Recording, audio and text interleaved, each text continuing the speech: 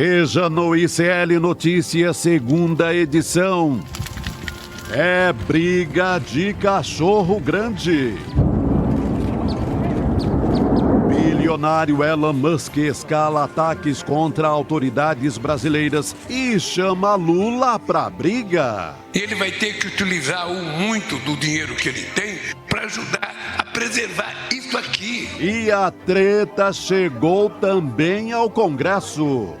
Fazer com que o nosso país dobre o joelho. Toque, toque, toque.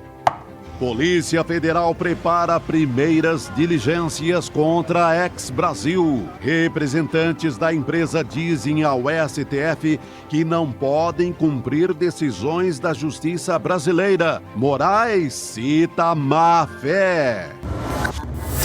Bolsonaro. Forte. Filho 01 Flávio Bolsonaro diz ser contra impeachment de Moraes e vira alvo de bolsonaristas nas redes. O ICL Notícias, segunda edição, está no ar.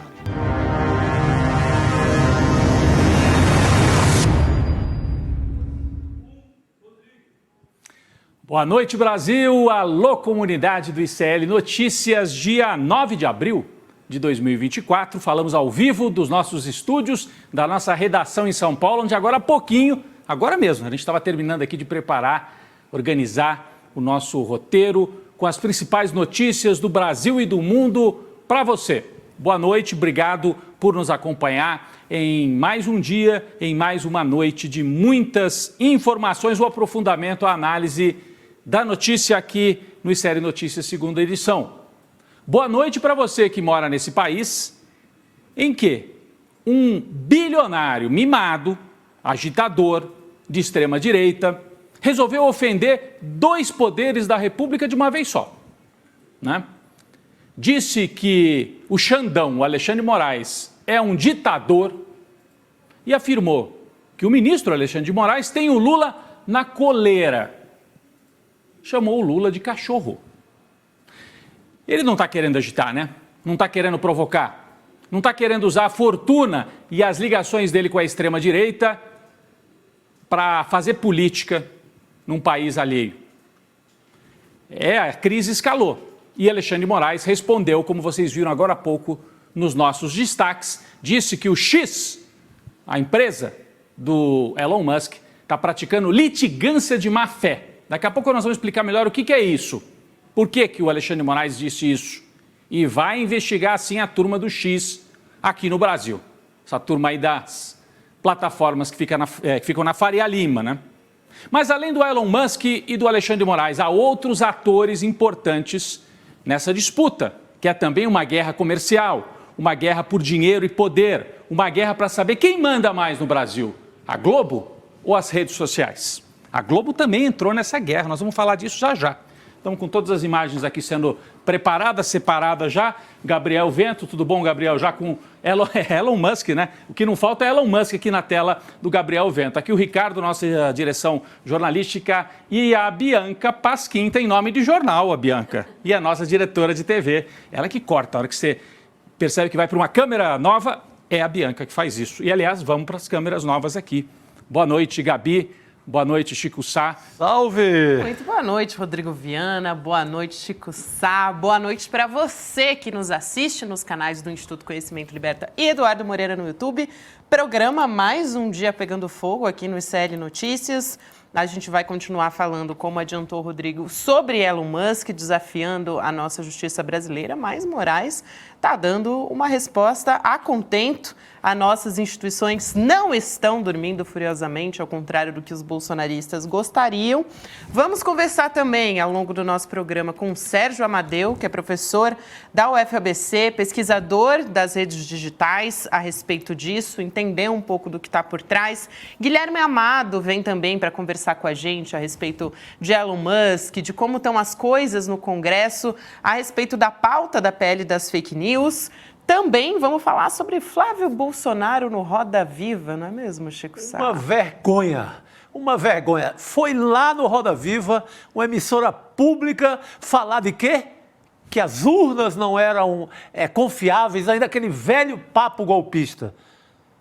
Roda Viva, que já teve muito prestígio, deu palco para golpista. O que não faltou foi gente para levantar a bola do entrevistado. Mas vamos falar sobre Rodrigo. Vamos começar falando a respeito de Elon Musk, é isso? Ou a gente vai por Arthur Lira primeiro? São os outros... Eu vou chegar no Elon Musk. Hoje não tem como deixar de falar no Elon Musk. Mas há outros atores que participam dessa disputa. Vários outros. E aí há um ator central que estava caladinho, chamado Arthur Lira. Arthur Lira, presidente da Câmara. Por quê? Existe um projeto de lei para regular as fake news, as redes sociais no Brasil. Tudo tem regulação no país. Serviço de água, serviço de energia, serviço de telefonia celular, todo tipo de serviço tem regulação. Por que rede social não tem? Com tanto poder que eles acumulam. Tem um projeto de lei já aprovado no Senado em 2020, desceu para a Câmara e aí a Câmara está enrolando.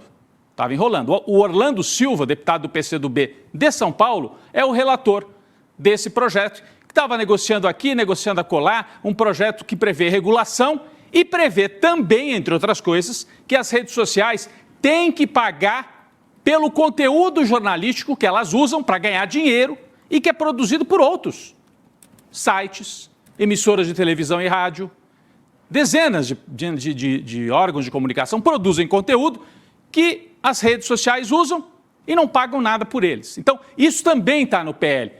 PL, a gente diz, é projeto de lei, né? Bom, isso estava prontinho lá para ser votado. O Arthur Lira está enrolando. Botou dentro da gaveta e fingiu que esqueceu. Com isso, ele ganha poder. O Arthur Lira está no meio desta operação de fingir que não está nem de um lado nem do outro. A gente sabe que ele está do lado do bolsonarismo. Fez campanha para o Bolsonaro em 2022, é de direita, é conservador, mas abre e tem um trânsito com Lula. Aprovou algumas pautas que interessam ao governo Lula e ao Haddad no primeiro ano de governo, cobrando um preço alto por isso. Em relação ao PL das fake news, ele viu mais uma oportunidade de botar um pé em cada canoa.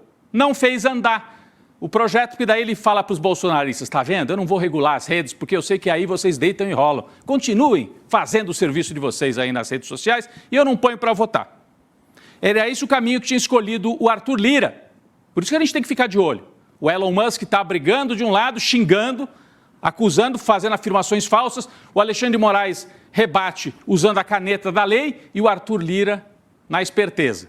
Bom, ele estava querendo enrolar, o Toffoli disse assim, então tá bom, se o Arthur Lira não quer botar em votação, está segurando, o STF vai regulamentar. A gente debateu isso ontem aqui com o Cacai, não foi, Chico? Exatamente. Ele falou, vai sobrar para o Supremo, se eles ficarem enrolando, Gabi, o Supremo vai regular isso. Bom, o Toffoli falou, tá bom, nós vamos botar para regular ainda esse semestre, uma forma de pressionar a Câmara. Aí o Arthur Lira, agorinha pouco, antes da gente entrar no ar, resolveu agir. E aí ele teve uma saída de novo na base do que eu acho que é uma malandragem. Sabe o que ele quer fazer? Jogar fora todo o acúmulo, debate do projeto que estava com Orlando Silva e ele diz, vamos criar uma outra comissão com outros deputados para chegar a uma outra regulação. É uma maneira de enrolar, de ganhar tempo, Gabi, e de talvez não ter regulação nenhuma. Ele responde ao Toffoli, fala, não, a gente quer, mas não quer, né? Quer, mas não quer. Então, está nesse ponto o debate no Congresso, onde a gente sabe que dos três poderes é no Congresso que o bolsonarismo é mais forte, que a extrema-direita é mais forte. Está aqui a manchete, ó. Toffoli põe a Câmara dos Deputados sob pressão ao indicar julgamentos sobre as plataformas, ou seja, sobre Twitter, Facebook, etc., ao sinalizar que pode fazer no Supremo, já que a Câmara não quer fazer. Isso tudo depois dos ataques do Elon Musk. A gente tem que ficar de olho. O Arthur Lira, eu queria só lembrar en passant isso, né? Às vezes quando o sujeito quer ser esperto demais, a esperteza devora o sujeito, né? Vamos lembrar o que os outros dois presidentes da Câmara, que acharam que eram muito espertos, o que aconteceu com eles, hein, Chico? Eu estava hoje aqui relembrando. Eduardo Cunha. Primeiro o Eduardo Cunha, responsável, olha aí o Eduardo Cunha, para quem se esqueceu, era tão poderoso, a gente não passava um dia sem falar dele. Derrubou a Dilma.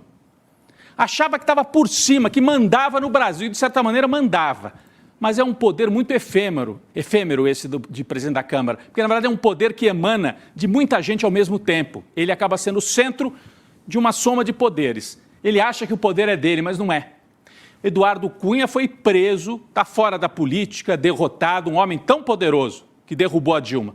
O Rodrigo Maia, que eu não quero comparar, não é igual o Cunha, né? Não tem o nível de banditismo do Eduardo Cunha, mas quando foi presidente da Câmara, segurou os pedidos de impeachment, não enfrentou o Bolsonaro na hora que podia e acabou devorado pelo bolsonarismo. Ele faz parte daquela centro-direita que achou que podia conviver com o Bolsonaro e o bolsonarismo atropelou o Rodrigo Maia, ele desapareceu. Quem lembra de Rodrigo Maia hoje? O que ele é? Consultor, né? Parece que trabalha para empresas e tal. Faz lobby ali, faz lobby. Projeta ou outro no Congresso e nada mais. Eu acho, assim, o Arthur Lira está querendo ser mais esperto do que o rei das espertezas. Será que daqui a um ano ele vai estar onde? Ou daqui a 2? Será que ele vai continuar acumulando esse poder todo que ele acha que ele tem hoje? E em vez, ele é a única autoridade brasileira que não se pronunciou com a devida ênfase, repudiando o que fez o Elon Musk. Chefes do Poder Judiciário, do Poder Executivo falaram, o presidente do Senado falou, o Rodrigo Pacheco, ele está caladinho querendo faturar com o bolsonarismo. É outro que acha que quer ser malandro, fazendo dobradinha com o bolsonarismo e vai ser atropelado. Se ele acha que ele vai ser útil para o bolsonarismo, ele vai ser atropelado pelo bolsonarismo. É mais um. É só ele esperar que a hora dele vai chegar, do Arthur Lira. Até porque tem um ator poderosíssimo também no Brasil, que nos últimos 2 dias mostrou para que lado que vai. TV Globo, Organizações Globo. Então o Arthur Lira não quer bater de frente com o Musk, mas a Globo quer. A Globo, a cobertura da Globo, Gabi e Chico, me chamou a atenção no Jornal Nacional. Fizeram o perfil do Elon Musk. Incrível. Incrível. Eu destaquei algumas coisas. Começam assim da infância. Foram buscar todos os problemas assim. Cobertura humana, né? É, uma cobertura humana, mas na verdade para transformá-lo quase que num menino problema. Sabe aquele menino que era problemático na escola? Mais ou menos isso que a Globo quis dizer. Na escola, Musk apanhava. Tanto que assim que pôde, quis mudar de país. Esse aqui foram buscar as fotografias dele. O pai era abusivo, ele sofria bullying na escola. Destacou o Jornal Nacional ontem no perfil. Foi quase assim uma análise terapêutica, freudiana, né? Freudiana. Por que esse menino, esse cara virou isso agora? Exatamente. Porque ele foi um menino abusado e etc, etc. Quase isso. Tem a outra aqui. O pai de Elon Musk era abusivo. Era um pai poderoso, né? Ele herdou a fortuna, mas não se dava bem com o pai, uma relação complicada, né? Uma tentativa de explicar por que ele se tornou esse menino que é quase um menino maluquinho bilionário, né? Perigoso, né? Para as instituições e para as democracias no mundo. Isso está no Jornal Nacional aqui, ó. Conheça a história de Elon Musk, pai abusivo, bullying na escola, trabalho de cortador de lenha. Olha, foram empilhando coisas e chegaram inclusive no ponto que a gente vai tocar daqui a pouco. O repórter que estava fazendo a matéria disse assim, e quando ele compra o Twitter, uma das primeiras coisas que ele faz é demitir mais de 1.000 pessoas, na sua maioria pessoas que cuidavam da qualidade da informação, dando a entender que o Elon Musk assume o Twitter e dá um liberou geral para mentira, para fake news, né, Chico? É nessa linha que eles trouxeram aqui. Não, eles foram sem arrudeios, direto. Tem um primeiro momento, sai uma matéria no jornal O Globo, na parte online, juristas dizem que é caso de soberania nacional. A partir daí, aí pipoca, aí solta Merval, ataca outro do outro lado, vai todo mundo, porque funciona assim o jornalismo. Quando o dono dá, na coluna de opinião, a linha do que ele está pensando, todo mundo corre atrás para colaborar com aquela história. Então foi isso, então, o Jornal Nacional, o Jornal Globo, essa manchete, né, que o Chico falou, dizendo o Elon Musk promoveu um ataque à soberania nacional, dizem juristas. Então eles destacaram isso. É para ficar atento. E é uma guerra também por grana. Porque é isso, esse PL das fake news, essa regulação das redes, como eu falei, entre outras coisas, prevê que redes como Twitter, como Facebook e outras, Instagram, tenham que pagar pelo conteúdo gerado por sites pequenos, médios e por gigantes como a Globo, a Folha, o UOL, o Estadão e outros. Ou seja, a Globo produz um conteúdo, o Instagram roda o conteúdo da Globo, vai ter que pagar. Isso é uma das ideias que está em discussão. Imagina o caminhão de dinheiro que isso não significa para a Globo. Então, há uma disputa aí que é ideológica, que é da direita contra os democratas, e há uma disputa por grana. A Globo está vendo uma boa chance de botar uma regulação, porque esses caras têm que ser regulados mesmo, eles não podem mandar mais do que o país, está desrespeitando o Brasil. Ontem mandou tweets aí desrespeitosos, chutou a canela, né? Coisa de cafajeste mesmo, foi assim que ele agiu. Tem que ser regulado. Aí os grupos econômicos brasileiros vão aproveitar para regular no interesse deles, né? Então, Arthur Lira também tem que ficar de olho. Ele tem uma parceria com a Globo na economia, né, para emparedar o Lula e o Haddad. O Globo, os liberais e o Lira estavam juntos. Agora estão cada um de um lado. Está a Globo contra o Musk e o Arthur Lira querendo ficar de bem com os bolsonaristas, mais para o lado do Musk. Vamos esperar. Eu acho que o Arthur Lira está fazendo essa leitura até onde que ele pode ir, sabendo que a Globo está contra o Musk e o Bolsonaro nesse episódio. Enquanto a TV Cultura, a gente falou aqui, que tristeza, né? Eu trabalhei lá, comecei minha carreira na televisão. Poxa, melancólica noite, né? Participei algumas vezes do Roda Viva como entrevistador, tal, lá nos anos 90, e ver esse fim de feira, né? A gente já falou disso aqui. Por que abrir espaço para o Flávio Bolsonaro? Para ele fazer aquilo que ele foi fazer mesmo lá, chantagem. Ele tem o bad cop e o good cop, né? Nos filmes, assim, é o policial bonzinho e o policial malvadão. Um bate e o outro assopra. Então, enquanto Jair, Carluxo, Eduardo estão batendo, agitando, ameaçando impeachment, ele foi lá para o Roda Viva, abriu espaço generoso para ele, muito à vontade, ninguém fez perguntas mais duras para ele, e falou, não vamos fazer impeachment do Alexandre de Moraes, o que a gente quer é uma anistia. Botou na mesa mesmo. Botou na mesa. Então, enquanto os outros batem, ele assopra e fala, olha, nós podemos ir até por impeachment, eu não quero, vamos conversar.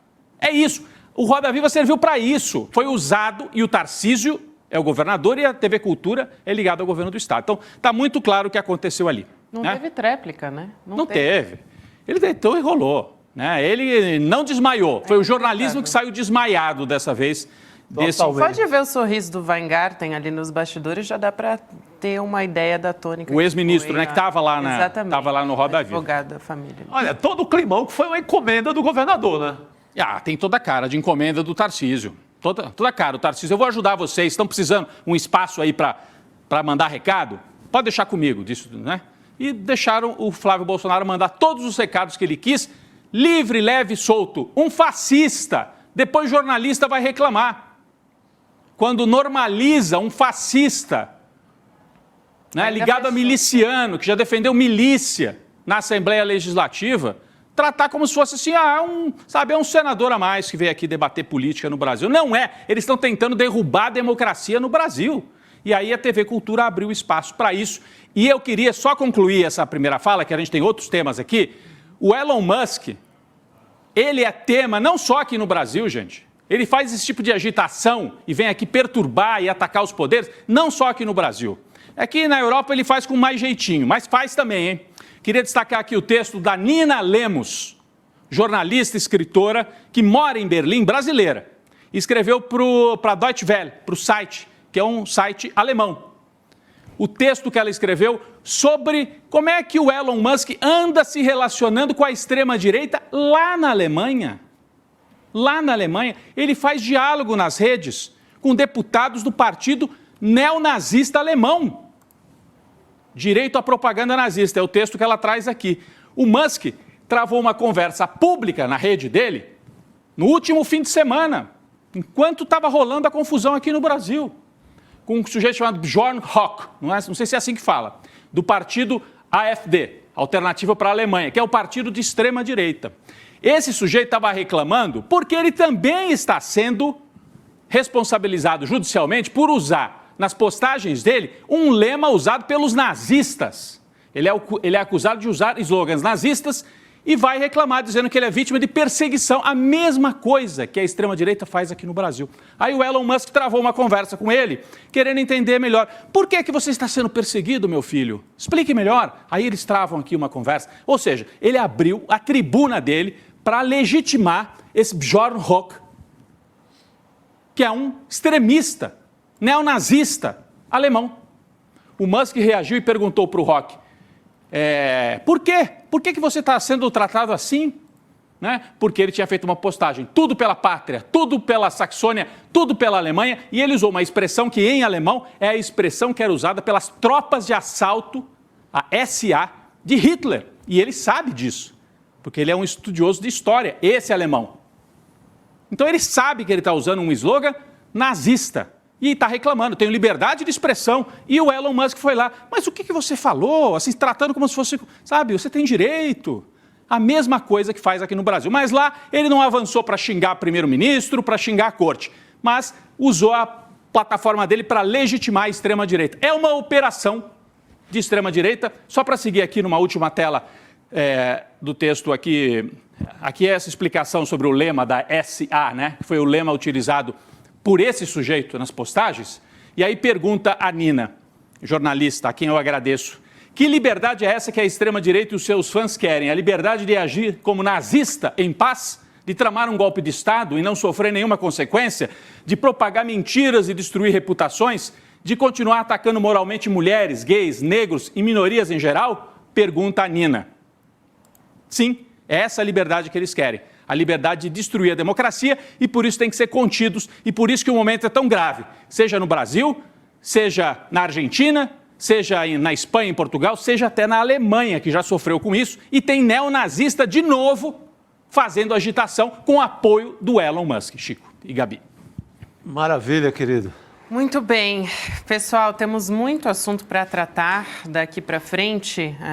A gente vai conversar a respeito, continuar conversando a respeito dessa treta entre Musk, né, e Moraes. Virou uma briga, de fato, de cachorro grande. Algumas horas depois do Musk tuitar que o presidente Lula está na coleira do Xandão, o presidente Lula decidiu meter a colher nessa cumbuca, né? Que bom, gente. Porque realmente ele não citou o Musk, mas mandou um recado para ele. Foi hoje durante um evento em Brasília com municípios da Amazônia para reduzir o desmatamento. A gente tem essa fala do presidente Lula. Vamos assistir. Hoje nós temos gente que não acredita que o desmatamento, que as queimadas prejudicam o planeta Terra. E muita gente não leva a sério o que significa a manutenção das florestas para a manutenção da qualidade de vida nessa casa enorme que é o nosso planeta e que a gente não tem para onde fugir. Tem até bilionário tentando fazer foguete, tentando fazer viagem para ver se encontra algum espaço lá fora. Não tem. Ele vai ter que aprender a viver aqui. E ele vai ter que utilizar muito do dinheiro que ele tem para ajudar a preservar isso aqui, a melhorar a vida das pessoas. Ele que o Lula fala é o Elon Musk. Não adianta fugir para Marte que a bronca é aqui embaixo. O recado é mais ou menos isso. Mas não citou, né? Não citou nominalmente o Elon Musk, né? O Elon Musk cita o Lula nas postagens. Aliás, acho que talvez a gente seria legal mostrar essas postagens, né, Gabi? Porque o Lula está respondendo... Algumas horas depois. Poucas horas depois. O Musk, ontem à noite, atacou não só o Xandão, espalhou para o lado do Lula também. Está provocando todo mundo. Inclusive com fake news, né? Com uma mentira deslavada, atribuindo ao Alexandre de Moraes ter salvado o Lula da prisão. Não bate nenhum dado nisso. Ou seja, mentira pura. Não foi o Fachin, né? Foi o Fachin, não foi o voto do Alexandre. Então, poxa, o cara é bilionário, contrata um assessor. Se vai tuitar contra o Brasil, contra a soberania nacional, contrata um assessor que pelo menos saiba a história recente do país. Nem isso. Nem isso. Vamos ver como é que foi esses ataques, né? Como foram os ataques do bilionário contra as autoridades brasileiras no X. Vamos começar por um tweet do Elon Musk falando o seguinte: como o Alexandre, falando do Alexandre de Moraes, né, marcando o ministro Alexandre de Moraes, se tornou o ditador do Brasil. Ele tem Lula numa coleira. Quer dizer, chamando o presidente Lula de cachorro, né? Essa foi, acho que, o principal ataque do Elon Musk contra, diretamente, porque até agora estava falando mais especificamente do ministro Alexandre de Moraes e agora envolvendo o presidente Lula nessa história. Aí ele se viu obrigado praticamente também a dar uma resposta, né, que foi essa. O governo brasileiro acho que fez certo, correto, tem respondido através da Advocacia Geral da União, tem tratado como um caso jurídico. Vamos atacá-lo com o que prevê a lei nacional. E dizendo, o recado é, aqui tem lei, aqui você não vem, aqui não é o seu quintal. O governo dá um recado claro e não entra na briga, na futrica, assim. Lula xingando, a avaliação do Planalto é que Lula não pode descer para o campinho ali por uma briga nesses termos. Tem que brigar na lei, dentro do campo jurídico. Por isso, quem vai para o contra-ataque é a Advocacia Geral da União. Perfeito, que representa juridicamente o governo. Quem defende o governo. Para não ficar, o Lula agora está brigando com o menino mimadinho aqui embaixo. Não, Lula faz ele dá uma boa resposta política, no alto, falando sobre o assunto de interesse internacional, que é a Amazônia. Teve uma grande repercussão lá fora e a advocacia, o advogado do governo, a Advocacia Geral da União, responde no campo jurídico. Perfeito. Teve mais postagem, essa não foi a única, né, Gabi? Essa é a única que a gente tem separada aqui, mas a gente tem a Polícia Federal preparando as primeiras diligências também. Posso só falar de mais uma postagem? Claro. Ainda que a gente não tenha para botar na tela, ele fez essa postagem que o Chico disse aí, que é mentirosa. Né? É a postagem que ele detalha, é um texto até um pouco mais longo do Musk, que ele fala que o Alexandre de Moraes pesou o dedo na balança para favorecer o Lula na eleição. Ele disse que a eleição foi roubada. O Musk assume o discurso da extrema-direita brasileira, do Bolsonaro, e diz isso. Então, ele diz que o Alexandre de Moraes tem o Lula na coleira. Para proteger o Lula, né? Ele diz, do dedo na balança. Sim, né? Ele diz que o Supremo, o Moraes, botou o dedo na balança, né? Que é uma expressão assim como se fosse a balança da justiça, botou o dedo para favorecer para o lado do Lula.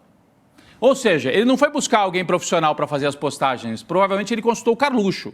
Total. Ou o Alan dos Santos. Alguém do gabinete do ódio? Do gabinete do ódio. O Elon Musk hoje é integrante do gabinete do ódio. Total. E assim deve ser tratado. Não pelo Lula, que tem estatura de um estadista de uma das 8, 9 maiores economias do mundo. Mas tem que ser tratado assim pela justiça e por quem faz o debate aqui como nós. Ele é mais um agitador bilionário, mais um agitador na mesma linha de Alan dos Santos, na mesma linha mentirosa de Alan dos Santos, de Carluxo e outros asseclas do bolsonarismo. Muito bem, vamos falar sobre as investigações rapidamente, que o nosso convidado já está chegando aqui, mas as investigações que o ministro Alexandre de Moraes determinou contra o Elon Musk vão pegar fogo também, porque a Polícia Federal está preparando essas primeiras diligências, como eu disse, e deve ouvir os representantes da empresa do X no Brasil. E a X Brasil, olha só essa, já informou para o Supremo Tribunal Federal que não atua na operacionalização dessa rede social, por isso, dizem os advogados do X, né, ou da X, da empresa, que não podem garantir o cumprimento de decisões judiciais. Não faz o menor sentido, Não né? faz. É como se a filial está dizendo assim, não respondemos pela empresa.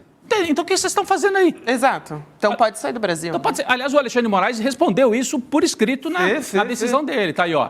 Foi uma comunicação para o Supremo Tribunal Federal, né? Ele chamou de uma resposta cínica, né? Porque querendo enganar quem? Não, olha só esse trecho. Vou até destacar um trecho aqui dos advogados. Eles dizem que o X tem personalidade jurídica própria, autônoma e independente das operadoras do X. E que, por isso, abre aspas, não possui qualquer relação com a gestão, operacionalização e administração da plataforma, fecha aspas. Esses são os advogados do Esses são do os X. advogados do X. E o que estava na tela era já a decisão do Xandão respondendo a isso. Que é o que diz que beira má fé, né? Pois é, acho que era legal colocar de novo, por favor, pessoal. Aí, ó, as atividades do X Brasil, conforme descritas no contrato social, revelam sua inequívoca responsabilidade civil e penal, diz o Alexandre de Moraes. Então ele diz, a presente postulação de dizer não temos nada com isso, beira a litigância de má fé, disse o Alexandre de Moraes. Em outro trecho ele falou de cinismo também, Chico. Sim. Falou. E até falou, né? O X já se submeteu a outras decisões judiciais antes, ou seja... Exato, ele já tratou do caso com os representantes do Brasil. Sim. Então não faz sentido agora dizer que não podem tratar. Tem um outro trecho também, Rodrigo, que eu acho que vale a pena colocar, que até o Moraes diz: a alegação, em primeiro lugar, revela certo cinismo, já que, conforme consta no contrato social a que se faz referência, já se fez referência, uma das chamadas operadoras internacionais do X nada mais é do que a principal sócia da empresa brasileira, detendo a absoluta maioria do capital social. Mas o Moraes adotou um tom muito mais... afirmativo, exato. Cinismo, e uma coisa muito importante que saiu agora, a PGR... a PGR quer saber do Elon Musk se ele realmente reabilitou perfis que haviam sido vetados pelo Xandão, vetados pelo STF. Pela primeira vez eu vejo o PGR agindo muito rápido nesse caso. Uhum. Porque o próprio Alan dos Santos, que estava vetado, fez uma live no fim de semana. Exatamente. Porque o que é que vai significar isso? O que é que vai dizer? Desobedeceu a lei brasileira. Desobedeceu a Suprema Corte no Brasil. O caldo entorna assim, de uma maneira muito mais rápida do que a gente imaginava. Agora, a impressão que dá, ouvindo, daqui a pouco nós vamos conversar com o Sérgio Amadeu. Fique aí, viu, gente, que o Sérgio Amadeu é um dos maiores especialistas em internet, tanto o conteúdo como a parte da estrutura também de transmissão das redes e tal. É um dos maiores especialistas, né? A impressão que dá é que o Elon Musk está tratando isso aqui como, não estou ligando a mínima. Sim. Porque ele já estava sob pressão e aí fez esses tweets dizendo que o Lula está na coleira. Então ele está querendo... Será que ele está querendo que fechem o Twitter no Brasil? É isso que ele está tentando cavar? Olha, parece, né? Parece que é um desejo de... agora eu vou chamar... Vão fechar e eu vou chamar de ditador. É isso. Parece aquela birra, né? Aquela birra de menino mal criado que ele quer esse enfrentamento para chamar... Corrobora com a narrativa. Para chamar de ditador no final. E para favorecer o bolsonarismo. Porque se você chama de ditador, você tenta enfraquecer o Alexandre de Moraes, que conduz os inquéritos contra o Bolsonaro, e você vai numa linha de tentar uma anistia por aí. Força a barra politicamente, e aí, enfraquece o ministro. Bolsonaro vai lá no Roda Viva e fala justamente isso. Tudo alinhado. Estão alinhados. Tudo alinhado. Então o Elon Musk faz parte do gabinete do ódio e dessa pressão política para dizer, olha, vocês vão querer fazer o enfrentamento, pode ser que vocês me derrubem, mas pode ser que a gente faça o impeachment do Alexandre de Moraes. Vamos tentar um acordo? O que o Flávio Bolsonaro colocou na mesa ontem foi isso. Total. Né? Só que um acordo nos termos deles, porque continuando a falar que teve fraude na eleição, que as urnas têm que ser melhor investigadas, toda a loucura que o Lula foi para Araraquara no dia 8 de janeiro do ano passado para deixar o campo, para ter aquela manifestação, depois acusá-los de golpe. Sim. Até isso, cara. É como se eles fossem as vítimas. Né? Então, não dá para fazer acordo nenhum, aliás, não tem sentido acordo nenhum. E eles estão sabendo, ou estão achando que o Bolsonaro vai ser condenado. Já estão se colocando nesse campo do acordo, não acreditam mais na saída técnica jurídica, né? Estão fazendo a pressão política, usando até o Elon Musk como garoto do gabinete de ódio. Vamos conversar com o Sérgio Amadeu? Por favor. A respeito de Elon Musk também. O governo Lula voltou a falar em soberania nacional quando o assunto é Elon Musk. E a gente vai conversar com o professor da UFABC, pesquisador de redes digitais também. Professor Sérgio Amadeu, boa noite. Obrigada por aceitar nosso convite. Seja muito bem-vindo ao ICL. Estou conseguindo me enquadrar aqui. Boa noite. Vai um pouquinho mais para o outro lado, Sérgio. Mais um pouquinho. Mais um pouquinho, na verdade. Não, para o seu lado esquerdo. Você para o seu lado esquerdo. Mais aí. Muito bem. Daqui a pouquinho a gente vai conseguir. Aí, a gente já está melhor. Já está melhor. Agora, professor. Já está melhor. Para o outro lado. Contrário. Aí. Pronto. Agora. Vamos lá, então, Muito professor. bem. Vou trazer um contexto aqui, um pouco. O secretário de Políticas Digitais da Secretaria de Comunicação da Presidência, o João Brant, deu uma entrevista à Globo News hoje. E aí o Brant disse que o Elon Musk é um provocador que instrumentaliza a rede social para fins políticos e econômicos. E o secretário também afirma que as críticas do Elon Musk ao judiciário, né, são um ataque à democracia brasileira. Eu não diria nem críticas, eu diria realmente ataques mesmo. O Brant também chegou a dizer que o Elon Musk decidiu se aliar a uma minoria golpista no Brasil, isso para trazer um pouco desse contexto. Agora, me parece que é isso mesmo, né, professor? A gente estava aqui agora conversando sobre como, na verdade, parece que faz parte de uma estratégia que é mundial, né, da extrema-direita e que está sendo utilizada pelo bolsonarismo aqui no Brasil também. A primeira coisa é o seguinte, o Elon Musk, quando comprou o Twitter e mudou de nome para X, né, X, ele fez uma outra coisa muito relevante. Ele fechou o capital na Bolsa de Valores. Então, ele tirou todos os controles de acionistas, de conselhos que deveria ter e que tinha o antigo Twitter. E ele passou a governar despoticamente essa rede. E, na verdade, o Twitter entrou em decadência. Ele fez várias mudanças que não aumentaram a participação do Twitter nas redes, no bolo de pessoas que têm redes sociais. Ao contrário, o TikTok continuou crescendo, né? Tanto é que o Elon Musk, que tanto defende a liberdade, não falou um A quando o parlamento americano disse que vai tomar o TikTok dos chineses, porque ele está crescendo demais, ele está trabalhando demais, e, portanto, o Elon Musk, que defende a liberdade, defende também o roubo da empresa dos chineses e o bloqueio do TikTok nos Estados Unidos, caso ele não seja vendido em 6 meses.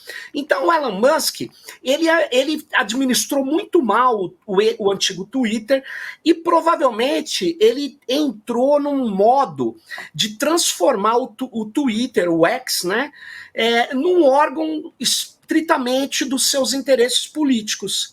Ele vinha fazendo postagens políticas eventuais, mas ele se intensifica nos últimos dias. E antes mesmo de falar do Brasil. E ele é tido na imprensa americana como o que ocupa o lugar de liderança da extrema-direita. Ele é o empresário do Vale do Silício, que é agora o grande articulador da extrema-direita. Ele já era ligado ao Peter Thiel. Peter Thiel foi fundador do PayPal e foi também um dos principais financiadores do Trump e é um dos principais financiadores da extrema-direita norte-americana, junto com o principal CEO da Oracle e com o antigo criador do Netscape, o antigo Netscape. Então, o que acontece? Eles decidiram, efetivamente, trabalhar a extrema-direita, financiar a extrema-direita e ter posturas da extrema-direita. O Peter Thiel, em 2009, ele disse que a liberdade não convive mais com a democracia. Ele disse isso numa convenção de um think tank norte-americano de extrema-direita chamado Cato.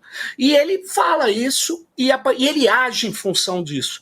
O Elon Musk, ele parece querer tomar esse lugar de principal liderança da extrema-direita americana. E como os negócios do Twitter vão muito mal, o que ele está pensando? Eu acho que ele pode estar querendo transformar o Twitter num grande articulador da sua política. Desastrosa, diga-se de passagem. Eu queria lembrar vocês que você não tem outros empresários do Vale do Silício que fazem bate-boca do jeito que ele fez, que acusam um poder constituído democrático, porque eles não têm nem como falar que o Brasil não é democracia. Claro que ele vai se ligar à extrema-direita brasileira, ao bolsonarismo, mas o bolsonarismo não é visto como algo razoável em nenhum lugar do mundo. Agora, Sérgio, exceto nos salões da extrema-direita. Então, ele está nessa situação. Eu acho que ele decidiu efetivamente atuar como uma liderança política. Isso, inclusive, já estava sendo dito há mais de alguns dias na imprensa norte-americana. A gente comentava aqui ontem, Sérgio Amadeu, que no passado grandes milionários iam comprar jornal, né? Compravam um jornal importante, compravam outro jornal, compravam televisão. Agora o cara é bilionário, ele não era da comunicação, e resolve, eu vou comprar alguma coisa para ter influência. Ele não compra um jornal, ele compra logo uma rede social. E o que o Sérgio Amadeu está dizendo é que, em vez de atuar de maneira um pouco mais sutil, ele foi para, assim, tudo ou nada. Como um agente da extrema-direita no mundo. Transformar o Twitter, no X, numa ferramenta de combate mesmo, de combate político, não de mediação, né? Então, perdeu qualquer prurito. Não, eu ia te perguntar a relação dele com o Trump. Se isso aqui não pode ser um ensaio também, além de todos os interesses que ele tem aqui, de ajudar os bolsonaristas, interesse econômico, o ensaio para a eleição de novembro, né? Eles estão preparando o que dá para fazer. O que dá para fazer? Vamos testar no Brasil, depois a gente faz também aqui nos Estados Unidos, né? É bem complicado, porque os sinais, ele se reuniu recentemente com o Trump, e ele sai da reunião e ele diz que não iria financiar o Trump. Mas a gente não sabe, isso pode ser diversionismo, como ele faz, né? Ele, ao tomar essa postura de enfrentar o Poder Judiciário brasileiro, ele sabe que o Poder Judiciário brasileiro tem condições de fazer valer a lei, é um poder baseado na Constituição. Você pode discordar de decisões judiciais, isso é muito comum, para isso existem advogados, para recorrer do devido processo legal. Eu mesmo não concordo com todas as decisões do STF, mas isso não é um problema. É um poder constituído, democrático, baseado na lei. O que ele está fazendo é dizer o seguinte: eu não respeito a sua estrutura republicana, eu não respeito as instituições do seu país. E ao fazer isso, ele deve saber, porque ele não é uma pessoa sem assessoria, né? Ele pode ser um trouxa, mas sem assessoria ele não é. Ele tem gente paga para prestar contas para ele. E ele sabe que, veja bem, o Telegram tentou fazer um braço de ferro com o judiciário brasileiro, só que o Telegram não é trouxa. Ele recuou imediatamente, montou uma representação no Brasil. E por que tem que ter representação no Brasil? Para responder pela empresa. Exato. Essa decisão que vocês mostraram há pouco, onde o advogado do Twitter... Eu já participei de reunião com o Twitter, onde o Twitter do Brasil negociava as operações que de fato são fora do Brasil. Nenhuma Big Tech tem operação dentro do Brasil. As operações são feitas nos Estados Unidos, mas elas respondem judicialmente no Brasil. E ele está dizendo: não, eu tenho uma empresa no Brasil só para coletar dinheiro de vocês, trouxa. Eu coleto dinheiro, mas não respondo por nada que o operador que tem os dados, que tem os sistemas algorítmicos, que faz a censura, porque o Elon Musk censura pessoas, exclui perfis. E, na verdade, ele opera, insisto nisso, ele fechou o capital da empresa. Ele não deve explicações a ninguém. A empresa perdeu transparência, porque antes a gente tinha acesso a APIs que tinham muito mais profundidade, agora você tem que pagar, e mesmo assim nós não sabemos se ele está dando um acesso devido. Na verdade, ele é uma pessoa muito autoritária e ele está se mostrando um irresponsável com a própria empresa dele, porque nenhum empresário que quer ter um negócio de comunicação vai agredir um poder judiciário. Pode colocar os seus advogados, pode colocar o seu prestígio, pode fazer cara de vítima. Agora, fazer o que ele está fazendo é uma coisa digna dos líderes, né, da extrema-direita norte-americana. Ele deve estar conversando com aquele cara que tinha o canal, né, que acusou a Hillary Clinton de atacar as crianças, o Infowar. Ele deve estar andando com essa turma. Deve estar nesse subsolo aí. Irresponsável, gente. Irresponsável. Nem o cara do Twitter, do Telegram, que a empresa dele está lá nos Emirados Árabes, ou lá no... Ele resolveu bater de frente. Ninguém, nem o Zuckerberg, nem ninguém. Agora, ele está fazendo isso, entenda bem, ele decidiu virar uma liderança política da extrema-direita. Isso não é uma acusação, isso é uma constatação. Ele decidiu, porque nós já sabíamos da sua ligação com a alt-right, a direita alternativa norte-americana, mas agora ele ultrapassou. E ele, sem dúvida, ele está fazendo um diversionismo para tirar o foco do Bolsonaro. Eu queria lembrar que até acontecer isso, o Bolsonaro estava na pior, né? Ele estava estava tendo que fazer o julgamento dos golpistas, sabe? Então ele está tirando o foco. E o que mais me admira é que a imprensa está caindo nisso. Não, total. Sérgio, a gente estava discutindo a invasão, o pulo do muro lá da embaixada do Bolsonaro. De repente ele muda inteiramente a pauta. Mas, professor, eu li uma crítica sua muito interessante a essa questão que é outro interesse do Elon Musk no Brasil, que é vender internet na Amazônia. Essa internet via satélite, que é o Starlink, né? Que é o que ele vende por lá.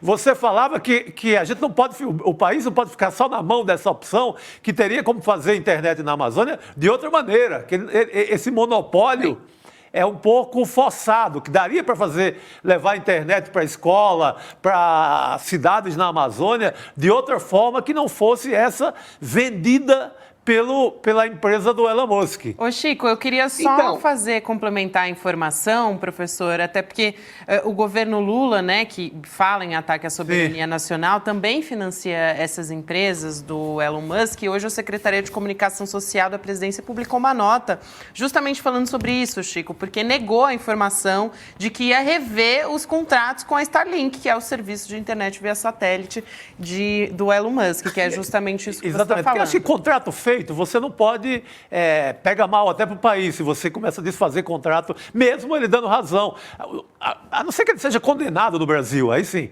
Mas olha o perigo, né? Quer dizer, ele é o dono do satélite, ele briga com o Brasil. De repente, se ele resolve virar a chavinha ali, ele apaga o satélite com que a Amazônia se comunica? Sim.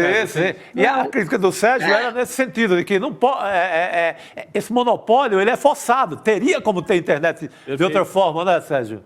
Por favor. A minha questão sobre a Starlink é que a Starlink deve estar filtrando, fazendo Deep Inspection Packet, que é a inspeção profunda de pacotes. Né? O Elon Musk não é uma pessoa confiável. A empresa do Elon Musk não é confiável. Né? Nenhuma comunicação que passa dos Estados Unidos está impedida de ser rastreada e escaneada pela NSA, conforme as denúncias comprovadíssimas de Edward Snowden e esquecidas aqui no nosso país.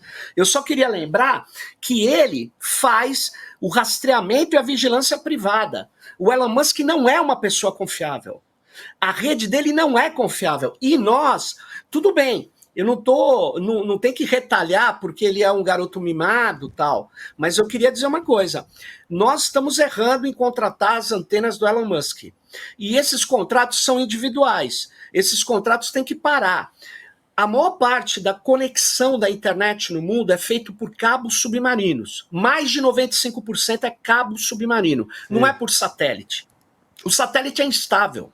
O satélite não é uma boa forma de comunicação. A comunicação é feita por cabos. A Amazônia é uma região muito peculiar do mundo. É uma região com o maior número de rios do planeta. Como que você conecta as comunidades da Amazônia? Pode reparar, elas são ribeirinhas. Você conecta toda a Amazônia com cabos aquáticos. Bom, qual o problema do cabo aquático? Ele tem que ser dimensionado corretamente, ele tem que desenvolver uma tecnologia, porque os rios toda hora mudam de lugar. Tem uma especificidade os cabos aquáticos. Assim como foi muito difícil conectar o mundo com cabos submarinos. Teve dificuldades que a engenharia enfrentou. Quem vai ter a engenharia focada na Amazônia? Os Estados Unidos, que não tem nada parecido? Não, o Brasil. Mas o Brasil não estimula resolver problemas, porque a fibra ótica dentro de cabos aquáticos é a solução da Amazônia. É a solução de médio prazo. Imediatamente, não é. Mas quando nós vamos começar? Nós nunca começamos. Sempre o problema aqui é a lógica neoliberal da pressa. Eu tenho que resolver, eu tenho mais barato. Então, o MEC está errando ao fazer contratação com o Elon Musk, está errando muito. Exato. Está errando muito. Os outros, nós temos que entregar, e já tem experiências de cabo aquático na Amazônia, nós precisamos resolver esse problema da conectividade, que é muito melhor. Vocês sabem que o cabo, a fibra ótica, passa muito mais informações do que a transmissão de satélite.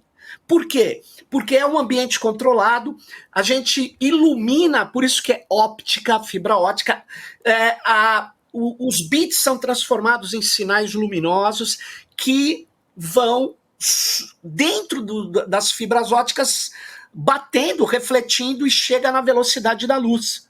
Por isso que você acessa por cabo submarino na Europa e abre em menos de um segundo. Por quê? Porque é muito rápido, é a velocidade da luz. Então, na verdade, nós precisamos conectar a Amazônia do modo correto. Mas o que acontece? Acontece que tem uma pressão neoliberal, diz tudo tem que ser o mais barato, tudo tem que ser o mais rápido, tudo... Cara, faz uma coisa, mas aposta na solução infraestrutural correta. A gente chama isso de infraestruturas soberanas. Olha aí o mapa na isso... tela, Sérgio. Só se você quiser ajudar a gente a explicar esse mapa global da conexão dos continentes aí nesse caso. O que você está dizendo é que a Amazônia, apesar de estar dentro do continente sul-americano, permite, pelo tamanho dos rios, pelo volume d'água, fazer o cabeamento por dentro da água, né? Não sei se todo mundo prestou atenção nesse detalhe, mas explica pra gente, o cabeamento do mundo é por aí, né? É o seguinte... É isso, você não tem na Amazônia, o terreno é muito complexo, as árvores são muito altas, você não vai fazer conexão como você faz em São Paulo.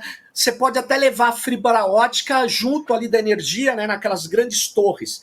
Ali é errado, o que você tem que pegar? Aquela hidrografia maravilhosa da Amazônia, aquele monte de afluente e conectar tudo com cabo aquático.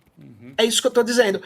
O mundo é conectado por cabo submarino. Aí você vai me dizer que a nossa engenharia, com bolsas, com pesquisa, com financiamento do Ministério da Ciência e Tecnologia, da FINEP, não vai conseguir resolver o problema de acertar a melhor tecnologia para fixar os cabos na hidrografia amazônica? Claro que não. O Brasil tem toda a condição de fazer isso. Mas isso é um problema brasileiro. Aí o pessoal, lá vem ele com a jabuticaba. Mas é porque a hidrografia da Amazônia não tem na África, não tem na Ásia, não tem nos Estados Unidos, tem no Brasil. Então vamos pegar essa maravilha que é a Amazônia e vamos conectar todas as populações fora do controle absurdo, autoritário e perigoso do Elon Musk. É perigoso o que ele está fazendo. Ele está escaneando. Completamente. Ele pode estar escaneando os dados. Você entrega as escolas todas da Amazônia para o cara. A mão dele. Sabe? A mão dele. Pelo amor de Deus. E ele dá isso para os mineradores. Ele não conectou ele entrega para o garimpeiro, né? Professor, eu acho que vale a pena aqui ressaltar da sua fala, porque às vezes, né, as pessoas estão aqui assistindo e pode ter passado, mas acho que espionagem espacial, né? É uma coisa muito grave que a gente está falando aqui, né? Como é que a SpaceX pode estar construindo esses satélites espiões? Seria para os Estados Unidos? Como é que funcionaria, se o senhor puder explicar aqui?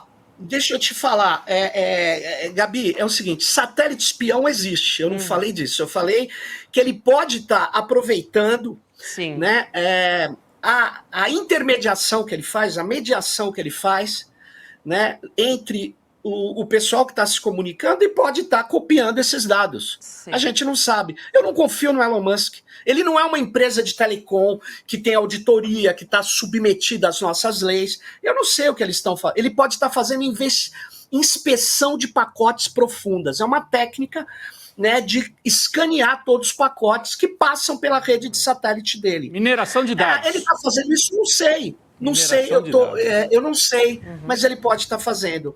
Agora eu quero falar uma outra coisa. Ele não respeita nada. Esse cara não é sério.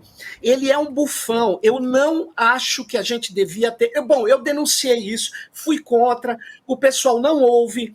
O pessoal tem uma lógica neoliberal, eu vou resolver tudo mais barato imediatamente. Não pode. Nós estamos falando de tecnologias hoje estratégicas, tecnologias que dão o poder político e econômico para essas big techs. Nós não podemos vacilar nisso. Tecnologia hoje é elemento de poder global. Sempre foi, mas hoje é mais ainda. Então, até quando esse governo vai ter uma estratégia tecnológica que seja soberana, né, e que garanta o desenvolvimento tecnológico, né? É isso. Então, Eu vou ter que dar aula agora, eu vou precisar sair, eu agradeço aí. Muito bom, Obrigada, muito bom. professor, Ótima por participação. reservar Você esses já minutos aqui começou a dar uma aula aqui pra gente, foi muito bom. Excelente. Vai ter que voltar para dar uma outra aula, professor. Já fica o convite. Obrigada. Obrigado. Prazer falar Até contigo. mais. A gente continua por aqui conversando a respeito disso. Ele estava falando sobre isso. Tem a Neuralink também, né, do Elon Musk, que também foi muito criticada pelo Miguel Nicoleles. Quer dizer, Claro, realmente... Gabi, esse cara chegou aqui naquela farra em Porto Feliz, aqui no interior de São Paulo, no encontro com Fábio Faria, então ministro das Comunicações do Bolsonaro. O Bolsonaro, um grupo de pessoas ali interessadas em empurrar, vender coisas para o Ministério da Educação.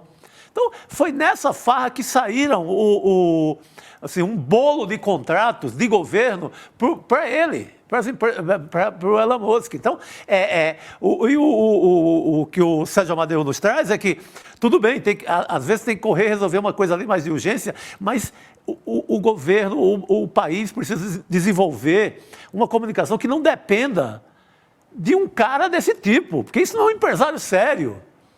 Esse cara pode estar fazendo espionagem no Brasil, esse cara está dentro da Amazônia brasileira. Ele não está preocupado com o desenvolvimento, de fato, da tecnologia, né, Chico?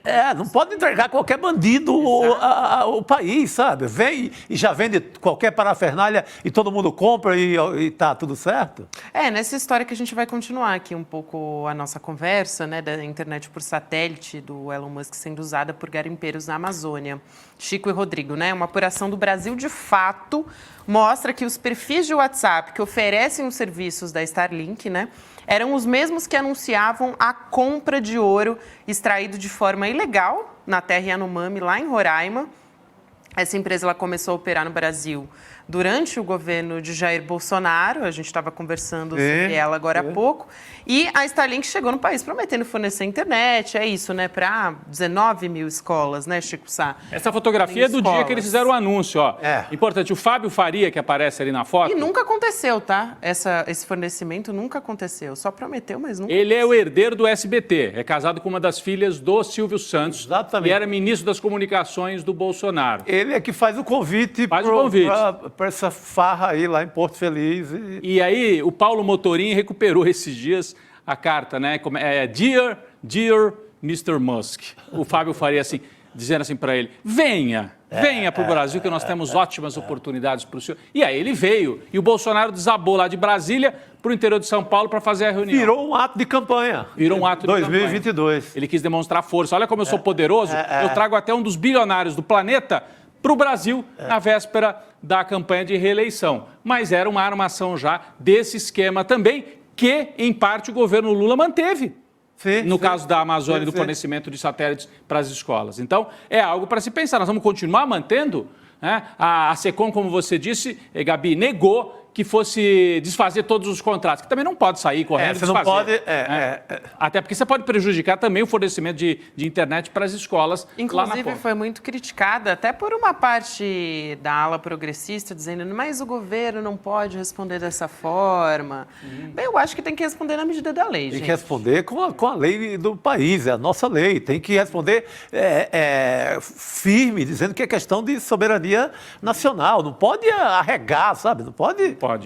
amarelar para esse povo, não. Sim. Inclusive, né, o Elon Musk ele reclama tanto de censura, mas ele mesmo já fez de tudo para silenciar diversos críticos dele, né? Bloqueia todo mundo na rede social dele, pesquisadores também, porque antes de o Elon Musk mudar completamente o perfil do X, era uma rede que era muito fácil, até hoje de manhã o Pedro Barciela estava falando a respeito disso, como era muito mais fácil coletar informação para fazer pesquisa. E hoje não, né? Porque ele mexeu completamente ali nos algoritmos. O Jamil Chad, o repórter do UOL Jamil Chad, ele fez uma reportagem na coluna dele hoje, mostrando, né, lembrando que o bilionário Elon Musk acionou a justiça contra um instituto que publica avaliações de redes sociais, o Centro de Combate ao Ódio Digital, e o Musk ele alegou que a entidade conseguiu dados de forma ilegal e que as publicações estavam afugentando investidores e patrocinadores. Olha só. Isso lá nos Estados Unidos. Esse instituto faz esse tipo de pesquisa lá. Lá nos Estados Unidos. Centro de Combate ao Ódio Digital, ele publicou estudos que apontavam que o X não retirava do ar conteúdos com disseminação de ódio, mesmo depois de acionado. Diferente do que o Twitter, antes da compra do Elon Musk, estava tentando fazer. Tinha, inclusive, operações dentro, né, da empresa que se dedicavam somente a isso, controle de qualidade. Hoje conversamos com um amigo nosso que já trabalhou no Twitter aqui no Brasil e ele contava exatamente como foi o terremoto da chegada do Elon Musk. Varre completamente qualquer programa de combate a fake news. Tinha agências como a France Press que trabalhavam para eles aqui no Brasil. Tinha várias agências que forneciam, que prestavam esse serviço. Foi o cara comprar, varreu todo mundo, porque não interessa. Ele quer que vire um terreno da mentira. Sim, o X, esse jornalista que conversava com a gente, trabalhou dentro do Twitter, contava isso, que o X, aliás, o Twitter na época, né, contratava agências para fazer checagem. Então, tem a suspeita de que estão disseminando uma fake news aqui no Twitter. Põe a France Press para checar e nós vamos saber se é verdade. Dá um exemplo prático. Flávio Bolsonaro no Roda Viva ontem. Checa se o que ele está falando é mentira ou verdade. O Twitter fazia isso, porque o debate era em torno disso, foi em torno disso ontem à noite, então o Twitter tinha esse tipo de serviço para imediatamente dizer, olha, não é verdade que as urnas do Brasil não são confiáveis, como diz agora no Roda Viva Flávio Bolsonaro. Não, e o Musk desmontou esse setor de controle de qualidade. Como estamos falando de controle de qualidade, é controle de qualidade da informação. Não é controle de qualidade técnico, isso é importante, mas controle de qualidade da informação. Ele desmontou, ele demitiu mais de 1.000 pessoas, entre elas boa parte dedicadas a esse setor de controle de qualidade, né? Então, é uma operação que ele entrou já para fazer isso, além do que o Sérgio Amadeu explicou, de fechar na Bolsa, então não tem controle mais pela Bolsa de Valores. Ele fez de tudo para ser o déspota, para usar o Twitter, que ele transformou em X, como uma ferramenta agora política, efetivamente. Para você ter uma ideia, esse levantamento indica que o X não tomou, tá, gente, providência contra 99% dos casos de violação de discurso de ódio em contas verificadas, porque agora você paga, qualquer um pode ter acesso ali pagando para ter a conta verificada no X. Antes não, antes tinha que apresentar conteúdo, tinha que ter algum tipo de relevância na área para que o Twitter desse ali o check, né, no verificado. Hoje não. E aí outra informação do Centro de Combate ao Ódio Digital é que as publicações com insulto também tiveram aumento de 202% desde que o Elon Musk comprou o Twitter. Então, também virou uma rede ali completamente... Agora, no entendimento, só para fechar, Rodrigo, já te passo, no entendimento da justiça norte-americana, né, do estadunidense, que rejeitou as alegações do Elon Musk, ficou evidente, aqui entre aspas, que o Musk quis punir a instituição e desestimular que outras publicassem estudos contra o X. Ou seja... Intimidação judicial, ele é bem desse estilo. Não, eu queria só, a gente tem o Guilherme Amado daqui a pouquinho para falar sobre a questão política que está rolando em Brasília, em volta disso, desse ataque ao Brasil, porque é um ataque ao Brasil, não é um ataque só ao Alexandre de Moraes. Na minha abertura, eu ia falar sobre um outro fato importante, que a gente hoje passou um pouco ao largo disso. O argumento todo do Elon Musk para atacar o Brasil, atacar o Alexandre de Moraes, é dizer que foram cometidas ilegalidades. Ele até vazou documentos internos do Twitter, que ele chamou de Twitter, ou está sendo chamado Twitter Files, né? Ou seja, vazamentos aí de documentos secretos, revelariam essa ação ilegal do Alexandre de Moraes para um jornalista dos Estados Unidos e para outros jornalistas aqui no Brasil. Bom, esse jornalista dos Estados Unidos veio aqui para o Brasil para participar dessa operação de agitação e deu uma entrevista. O nosso colega Leandro Demori assistiu a entrevista, avaliou tudo e tem fez de maneira bem resumida um balanço do que é essa denúncia. Afinal, o que tem aí nessa denúncia que o Elon Musk diz? São relatórios internos. Eu separei aqui, se a gente pudesse botar na tela, pessoal, aí ó, eu vou subir aqui para o telão rapidinho. Boa. O Demori faz um resumo aqui para a gente. Foi uma entrevista, tá? O Poder 360 entrevistou esse jornalista que é dos Estados Unidos e que está fazendo essa operação para o Elon Musk. Está fazendo isso para o Elon Musk. O que o Demori conclui? Vejam o que o próprio jornalista, na entrevista, diz sobre o material acessado. Material de quem? Do próprio Twitter. 1. Apenas e-mails internos entre os advogados da própria empresa. Ué, então não tem nada assim que veio do STF brasileiro? Não. Nenhum documento oficial da Justiça brasileira fazendo requisições. Uai. Absolutamente nenhum pedido feito por Alexandre de Moraes, apenas menções ao nome dele feitas por outros, por funcionários do Twitter. Ele diz haver debates internos sobre pedidos de remoção de conteúdo feitos por outras pessoas. Quem? Quais os nomes? Resposta do jornalista, segundo o Demori. Eu não vi os nomes. Que raio de apuração é essa? Conclui o Demori. Isso é uma piada fantasiada de investigação jornalística. Musk poderia ter dado acesso a jornalistas mais qualificados, mas aí eles teriam feito jornalismo e não serviria para o Elon Musk. Para completar, o jornalista que fez o trabalho no Brasil, aí um segundo jornalista, porque esse é o dos Estados Unidos, tem um segundo que é brasileiro. Sabe quem é? Um ex-funcionário da Carla Zambelli, como o Demori já mostrou também aqui ao longo dos programas do ICL Notícias. Então, é uma farsa montada. Nossa, que credencial essa, hein? Trabalhei para Carla Zambelli. Meu Deus do céu. Não é esse que deu entrevista, tá? Só para deixar claro, esse que deu entrevista é dos Estados Unidos. O outro é o que trabalhou para Carla Zambelli. Isso aí. Exatamente, é isso aí. Vamos então conversar com o Guilherme Amado, né? Porque se o Musk quer que o Alexandre de Moraes fique de fora do STF, né? Porque é isso que ele quer, né? Ele quer dar um pé no Alexandre de Moraes. O senador Flávio Bolsonaro diz que não é bem por aí. Boa noite, meu querido Guilherme Amado. Seja muito bem-vindo. Boa noite, pessoal. Tudo bem? Estava acompanhando aqui vocês comentando e salivando para entrar no papo. O Flávio Bolsonaro frustrou ontem o lado mais extremado do bolsonarismo, e foi Flávio Bolsonaro. Ele foi o mais politicão da família. Por incrível que pareça, porque choca as pessoas imaginar que o mais político da família é aquilo, né? Mas se fosse o Carlos Bolsonaro ali, se fosse o Jair, se fosse o Eduardo, teria sido muito pior.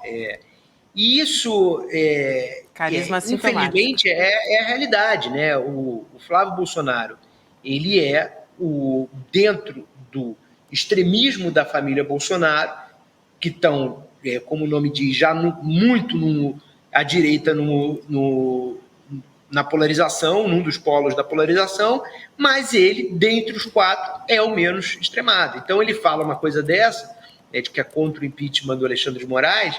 Ele está fazendo ali a mesma tentativa de conciliação que fez durante o governo do pai.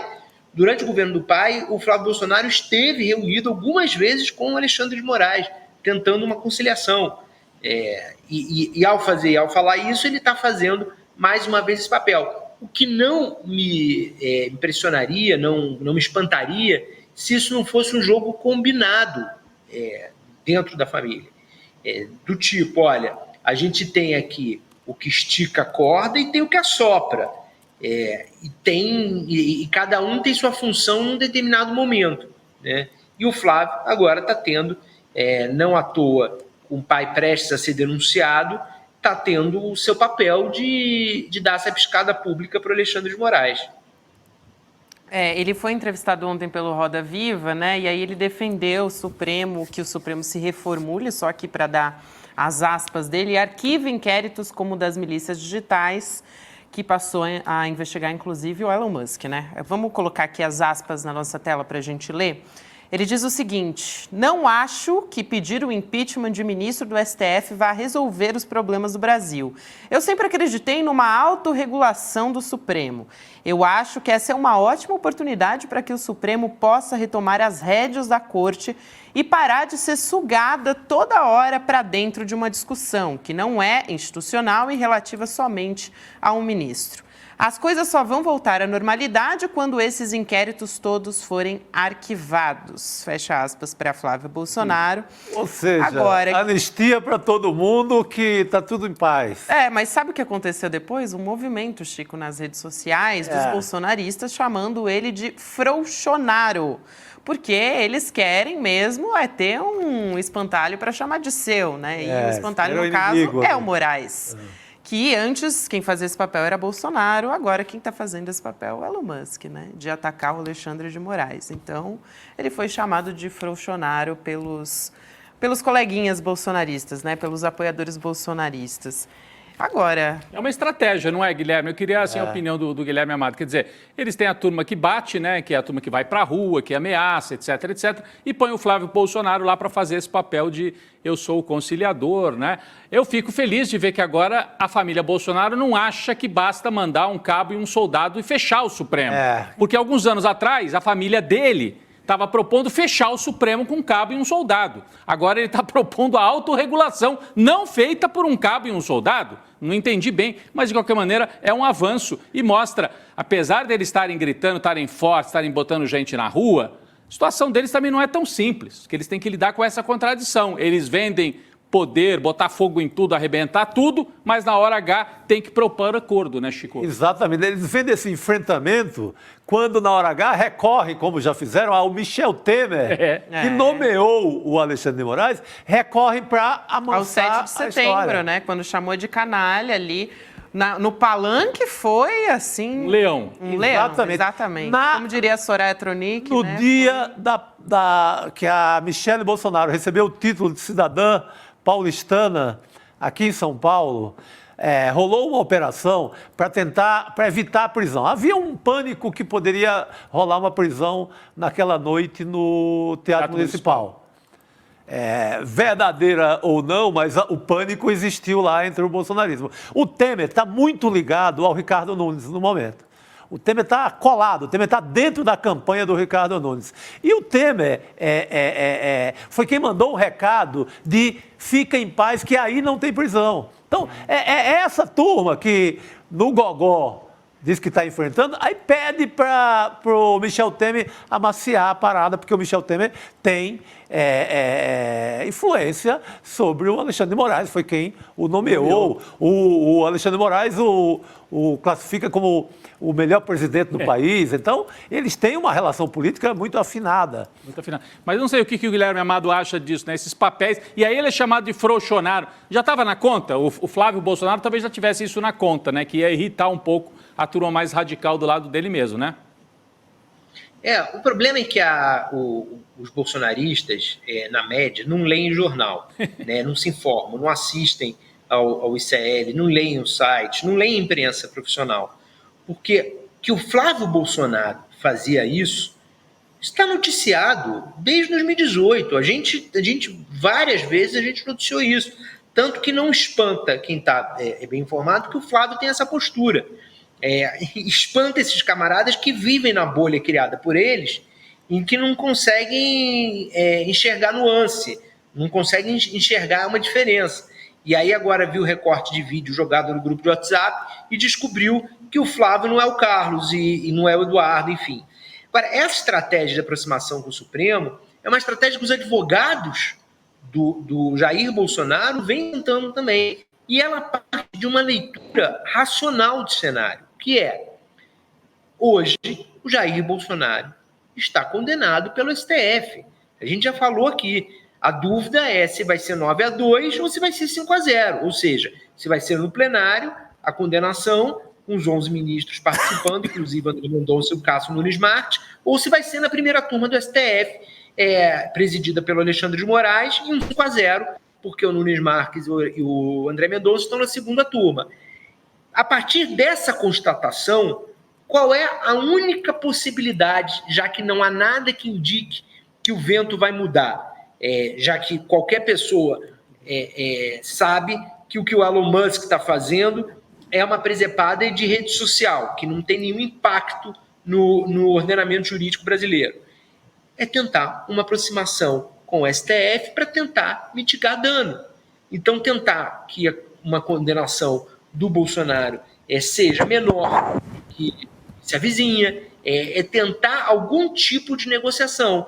E, no melhor dos cenários, para o Bolsonaro, que é um cenário irreal, tentar fazer com que uma boa relação a ser construída evitasse uma condenação. O que é claro que não vai acontecer, porque qualquer boa relação do Bolsonaro com o Supremo tinha que ter começado a ser construído em 2019, primeiro ano do governo dele. Então não adianta ele, durante 4 anos, fazer o que fez, no último ano, primeiro ano dele fora do governo, ter feito o que fez, e agora, às vésperas de ser denunciado e provavelmente ter a denúncia dele aceita ainda esse ano, ele querer se aproximar politicamente do Supremo Tribunal Federal. É claro que isso não vai acontecer, mas adianta criar conflito com as pessoas que vão que vão condená-lo, muito provavelmente?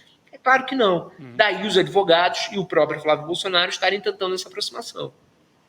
Vamos falar aqui também de barraco, né? Porque tem senadores querendo ouvir o Elon Musk. A Comissão de Segurança Pública do Senado aprovou a realização de uma audiência pública com o bilionário. Você não ouviu errado, mas calma aí. O requerimento foi protocolado pelo senador Eduardo Girão, mas a ideia de chamar o Elon Musk, isso mesmo, para participar por videoconferência foi do senador Jorge Cajuru. A ideia inicial era chamar os divulgadores dos materiais do Twitter Files, e a Comissão de Segurança Pública, né, da Câmara aprovou uma moção de aplauso para o Elon Musk. O único deputado a votar contra foi o Glauber Braga, do PSOL, e ele bateu boca com o deputado Gilvan, da Federal, do PL. Vamos assistir esse vídeo. Não adianta, deputado, botar a bandeira do Brasil nas costas. Não adianta botar a bandeira do Brasil nas costas, mas abaixar a cabeça para o senhor Elon Musk, que está tentando fazer com que o nosso país, dobre o joelho. Spoiler, né, gente? Elon Musk não vai comparecer. Não vai comparecer, mas o barraco... E são duas coisas, né? O Senado e a Câmara. Agora o Glauber vai no ponto frágil. Não adianta botar essa... Coloca a bandeira. Fica todo de verde e amarelo e defendendo um cara que está cometendo um crime contra a soberania brasileira, né? Pô... Guilherme Amado, o que você nos diz desta cena? Porque são duas coisas. Senado Federal é essa comissão que pode até convocar o Elon Musk por videoconferência? Pode, não sei. E Câmara com esse bate-boca que a gente acabou de ver. Era inevitável que o que começou no fim de semana tão quente e colocando tanto calor na polarização fosse acabar nesse tipo de cena. E amanhã vai ter mais. Muito provavelmente, quinta de manhã, se der tempo, ainda vai ter mais umazinha. Porque isso, gente, aquece muito as respectivas plateias. E mais uma vez, agora com a coisa pop de ter um dono de foguetes, o dono da Tesla por trás, né, torna isso incendiário para a polarização. Eu hoje fui fazer a barba, quando eu sentei, o barbeiro me conhece, sabe que eu sou jornalista, o primeiro assunto que ele traz é Elon Musk. Quer dizer, está na boca do povo. As pessoas sabem quem é o Elon Musk, sabem que ele é o dono da Tesla, sabem que ele manda foguete pro espaço. E ter ele desafiando o antagonista número 1 do bolsonarismo, porque vamos lembrar que o antagonista número 1 do bolsonarismo atual não é o Lula, é o Alexandre de Moraes. Né? O ódio deles canalizado é para o Alexandre de Moraes. O Lula está no segundo plano deles. O ódio é contra o Alexandre. E aí você tem o Elon Musk com todos esses predicados enfrentando o Alexandre de Moraes, aí a militância enlouquece, né? Adora. Você acha que tem alguma chance dele participar da reunião da comissão do Senado Federal, o Guilherme? Aí não estou falando mais da Câmara, né? Só para não fazer confusão. Isso, mas Senado. No Senado. Rodrigo, eu acho assim, é tão escancarada a atuação política desse cara, e que ele está com objetivo político nisso, né? De ser um rosto empresarial da extrema-direita, claramente, que eu não duvido nada, que ele vai ali para um confronto conectar numa coisa que ele vai perder 10 minutos, vai falar mal do Alexandre de Moraes, vai falar mal do Lula, e na hora que o que começaram as perguntas, ele desconecta e deixa todo mundo a ver navios, entendeu? E qual vai ser a sanção? Nenhuma. Ele não é brasileiro, ele não está aqui, provavelmente ele não pretende voltar ao Brasil nunca na vida dele, veio vender meia dúzia de antenas, meia dúzia não, né? Milhares e milhares de antenas, na época do governo Bolsonaro, por meio da Starlink, vendeu, agora voltou para os Estados Unidos e nunca vai pisar no Brasil de novo. Então, para ele é muito fácil, né? É isso.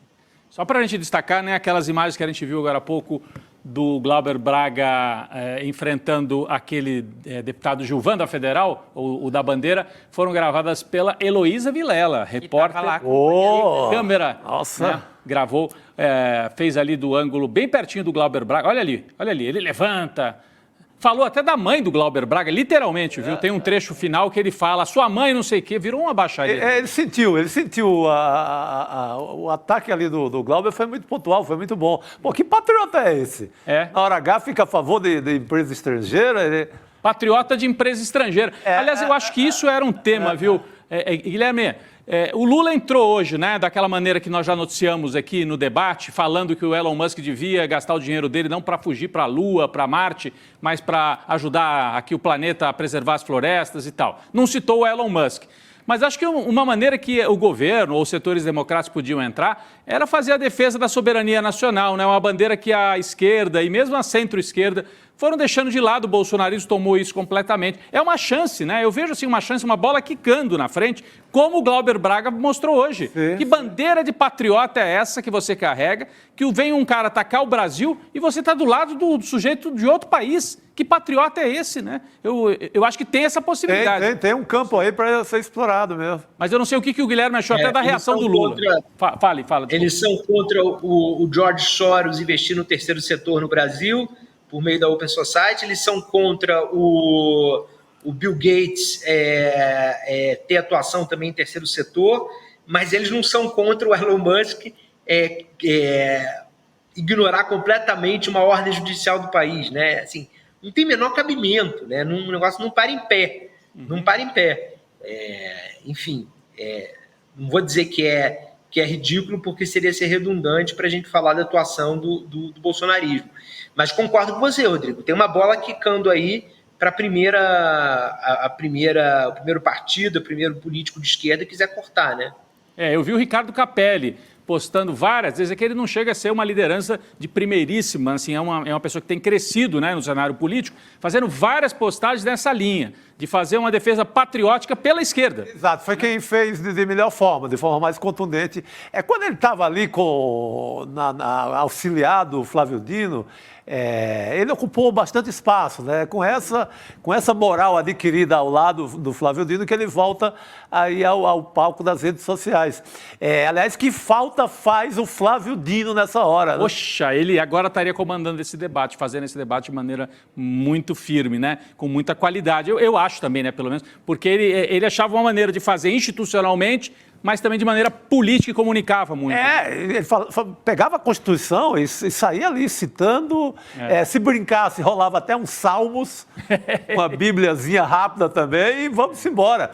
Dentro da lei, sempre era um discurso muito forte. Aliás, vocês me deram a deixa para fazer uma observação boa, uma coisa que eu vim pensando aqui, que é o seguinte, vocês veem como esse caso do Elon Musk mostra como o papel desempenhado pelo Flávio Dino no governo está vago, né? Totalmente. Você não tem nenhum ministro que consiga hoje ser o defensor público do governo com a mesma qualidade, com a mesma força política do Flávio Dino.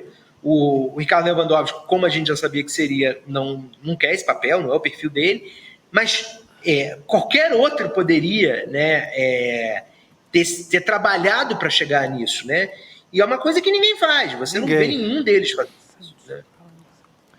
Guilherme, eu queria trazer mais um assunto aqui, porque daqui a pouco a gente vai ter que encerrar contigo, mas o Elon Musk ele deu uma estrelinha para o blogueiro bolsonarista, né, o Alan dos Santos, ele que está foragido da justiça brasileira, é sempre bom lembrar disso, né? De ontem para hoje, um dos perfis do Alan dos Santos no X, porque ele já teve vários, o Terça Livre, ele foi promovido com um selo de verificação dourado.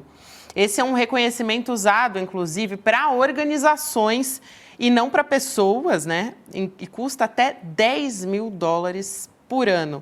Mesmo com essa verificação, a conta do Terça Livre continua retida aqui no Brasil, o que é quase um contrassenso, né? Porque foi uma conta bloqueada por fake news e que o Elon Musk vai lá e dá o selinho dourado para afrontar e dizer que, na verdade, o Alan dos Santos, que usa inclusive um discurso de perseguido pela justiça, de que o Brasil vive uma ditadura, né? Ele é uma dessas figuras que faz uso dessa narrativa, como gostam de dizer os bolsonaristas. Eu queria te ouvir sobre isso, Amado.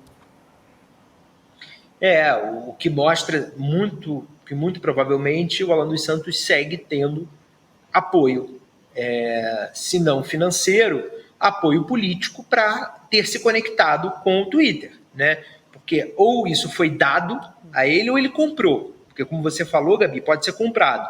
Se ele comprou, significa que ele tem, você falou $10 mil por ano, né? Significa que ele tem esse valor. Se ele tem esse dinheiro, alguém está dando a ele.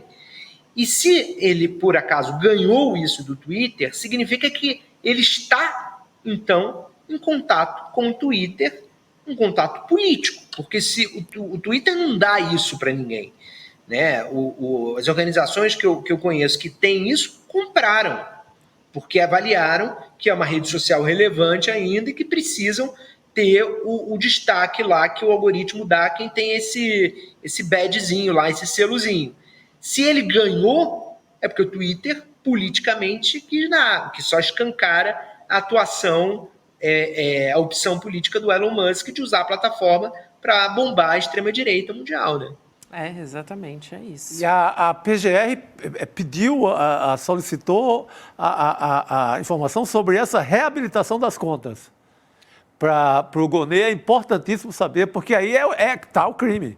E aí, ele fez a live no fim de semana, né? Então a gente fica assim, tá com a conta retida ou não tá? Fez agora de novo. Fez de novo? Fez outra live. Fez outra live, então... É uma coisa desafiada. E essas lives com transmissão no Brasil, Gabi? Já não sei se tem transmissão no Brasil, porque aí não poderia, né? De fato. Mas sei que porque ele eu fico fez, com uma dúvida, eu li essa notícia também sobre a transmissão da live acho que na segunda-feira de manhã ou no domingo à noite. Eu fiquei na dúvida se foi uma transmissão via VPN, quer dizer, via aquela tecnologia que permite você conectar a partir de outro país e conectando de outro país onde não tem restrição à conta. Está restrito aqui, viu, Guilherme? Acabei de dar uma olhada aqui enquanto você estava falando, continua então com acesso restrito. Então deve ser via VPN, né? Via VPN. Deve ser via VPN, quer dizer, ele está transmitindo, só que só quem conecta por outro país consegue assistir. Quem está usando uma conexão normal aqui do Brasil não consegue, né? É isso, mas dá um jeitinho de burlar, né? De continuar burlando via VPN. Desafiar, né? De afrontar, né? A ideia Exatamente. É isso, Amado. Obrigada por hoje, querido. Bom falar contigo. Um beijo. Até a próxima. Obrigado. Valeu, gente. Sempre prazer. Até mais. Boa noite. Prazer querido. É sempre nosso. A gente continua por aqui falando a respeito da esquerda perdendo seguidores, né? No X. Tem essa história, eu não sei se você já está sabendo, mas desde que começou essa treta entre o Elon Musk e o Alexandre de Moraes, os parlamentares da esquerda têm perdido seguidores lá no X. Os bolsonaristas ganharam, enquanto isso, mais seguidores, né? Essa constatação é do nosso Pedro Barciela. Falei agora dele, ele que monitora nossas redes sociais, né? Monitora as redes sociais e que fez essa avaliação.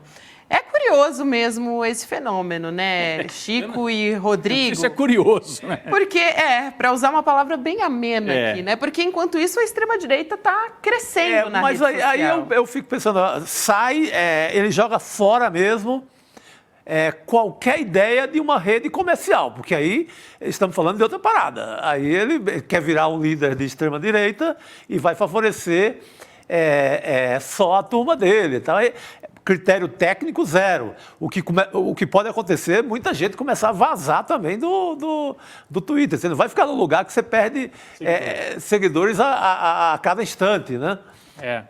O levantamento do Pedro Barciela mostrou uma lista de parlamentares da esquerda no Brasil, do PT, do PCdoB, do PSOL, com uma redução mesmo nesses últimos 3 dias. Eu não sei se a gente tem para colocar aqui na tela o levantamento. Eu tenho aqui na minha mão também, se a gente não tiver imagem. Tem a Érica Hilton, por exemplo, tá com menos 0,13%. Tá aí, ó. Guilherme Boulos com 0,18%, é isso? Essa aqui é outra lista. Outra lista. Aqui, ó, Gleisi Hoffmann, que tem mais de 1 milhão de seguidores, perdeu 0,16, a Jandira perdeu... Eu vou ali, senão eu fico olhando de costas aqui para o telão. Desculpa, gente, vamos lá. A Jandira Fegali caiu 0,33%, a Érica Cocai. Isso aqui são alguns dos parlamentares com maior número de seguidores, né? Zeca Dirceu. A gente vê que não é uma queda assim abrupta de perder 10%, mas vai diminuindo. E muita gente tem notado isso, não só parlamentares. Mas, Rodrigo, tem sido diariamente assim. Eles tiram 100, 200, 300, tem sido essa média, né? Essa média.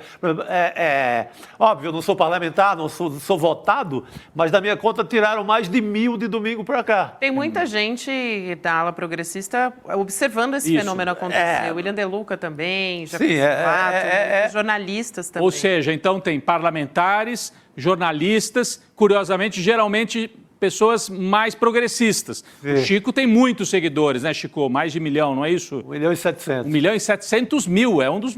enfim, é uma conta super importante. Perdeu quantos? 1.000. Não chega a ser tão dramático. 1.000 de domingo. Mas, se pegar na última semana... uns 5, 6 mil. Tem sido estranho, assim, né? Muito estranho. E aqui os parlamentares, o levantamento do Pedro Barciela, ele diz, dado curioso, desde o início do showzinho do Musk, todos os parlamentares que são do PT, PSOL, PCdoB e da Rede perderam seguidores em bloco. O curioso, os parlamentares de extrema-direita ganharam seguidores no mesmo período. Ele fala, coincidência interessante, não? Então está aí o relatório, quem quiser, o Pedro Barciela apresentou isso. Isso é muito fácil de medir, ele tem algo matemático, eu não tenho o que discutir. É isso. E aí eu estava citando uma outra lista aqui, mas acho que a gente não tem, mas tem outros parlamentares, o Boulos, o Túlio Gadelha, Tarcísio Mota, Fernanda Melchiona, todo mundo. O Eduardo Moreira foi profético nesse sentido, né? Ele no ano passado ele sai e escreve que não interessava mais.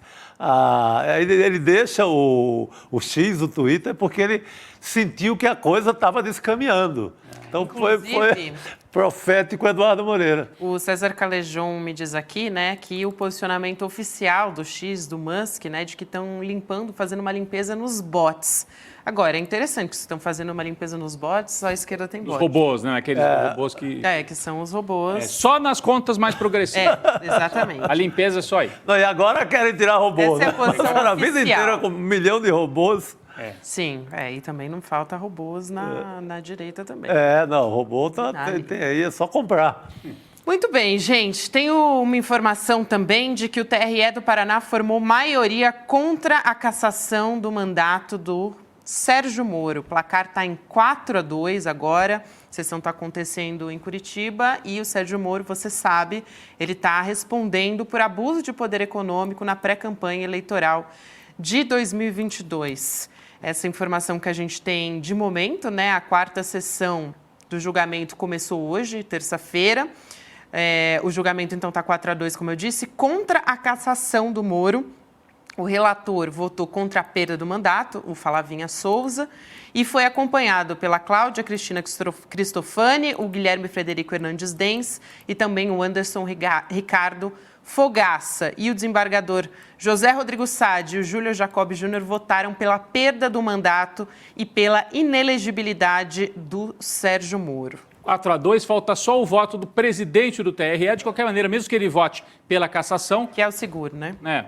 Vai ficar uma maioria pela manutenção do mandato, sabendo já que vai ter recurso para o TSE e lá no TSE o cenário é pior. Onde vai ser a decisão, de fato. Exatamente. O caso, só lembrando, o caso Deltan Dallagnol, a mesma coisa, ganhou de 6-0, jogando em casa, na República de Curitiba, foi para Brasília e foi cassado. Então pode acontecer o mesmo com o Moro, ele ir para Brasília, mesmo tendo essa vitória parcial, ele pode ir para Brasília e em Brasília o TSE ainda decidir pela cassação do mandato. Vamos aguardar. Agora isso entra num novo ritmo, outro prazo, deve se alongar aí por todo esse semestre, Gabi. É isso aí, gente. Hoje também quero dar um recado aqui, o Edu Moreira também trouxe de manhã, fez um anúncio no ICL Notícias, primeira edição, que vai entrar para a história do empreendedorismo aqui no Brasil. Se você não assistiu, inclusive, eu recomendo que você assista, que é o Despertar Empreendedor, um encontro para discutir inovação, liderança, os desafios de empreender. Esse evento vai ser aqui em São Paulo, inclusive já é o maior evento de empreendedorismo do Brasil, é o primeiro evento promovido pelo ICL e é uma super oportunidade também. Então vão ser 3 dias, 14 a 16 de junho, com apresentação, show, rodadas de negociação. Os ingressos estão disponíveis exclusivamente para os nossos alunos e alunas do Empreendedor Mestre, mas precisa confirmar essa presença até o dia 14 de abril. O Empreendedor Mestre é uma formação inédita para você que não conhece ainda, que ensina sem enrolação, com foco em resultado, enfim, sem papo de coach, né? Como é que você hackeia o sistema capitalista para vencer os grandes. E aí você pode acessar empreendedormestre.com.br para saber mais sobre a formação da empreendedora, a formação empreendedora, né? Que é uma das mais completas aqui do Brasil, inclusive com o status ali de MBA. Você que não é aluno do Empreendedor Mestre, se você está passando vontade também, não se preocupa, porque a gente abriu uma lista de espera para os interessados, e tem vantagens especiais para quem é do ICL e do Investidor Mestre. Então, você pode também ter acesso a isso com vantagem se você já é aluno nosso. Então, para se cadastrar e ficar por dentro de todas as novidades do Despertar Empreendedor, você acessa despertar2024.com.br. Agora a gente estava mostrando aí as imagens do evento que vai ser no Vibra, né? Que é lá em Santo Amaro, se eu não me engano, é um dos maiores locais de evento aqui de São Paulo. Muito bem, pessoal, anota aí na sua agenda então, ótima notícia para a gente fechar essa terça-feira, dia 9 de abril de 2024. Vamos nessa, então, Chico Sá e Rodrigo Viana. Espero vocês amanhã. A partir das 7 horas da manhã, a gente tem Desperta. Tchau, gente. Boa noite. Até amanhã. Boa noite. Existe um homem que fez os Estados Unidos tremerem de verdade. Já parou para pensar o que é isso? Uma pessoa fazer o maior império militar que esse planeta já viu tremer na base? Pois é, a gente está falando de Ernesto Guevara, o Che Guevara. E o ICL traz até vocês a biografia desse que é considerado o líder revolucionário mais popular do mundo, contada nada mais, nada menos do que por sua filha, a Leida Guevara, num encontro histórico e imperdível que vai acontecer no dia 21 de abril, um domingo, às 8 horas da noite no horário de Brasília. Se inscreve agora para participar e chame seus amigos e amigas também. Ninguém pode perder esse momento histórico do ICL.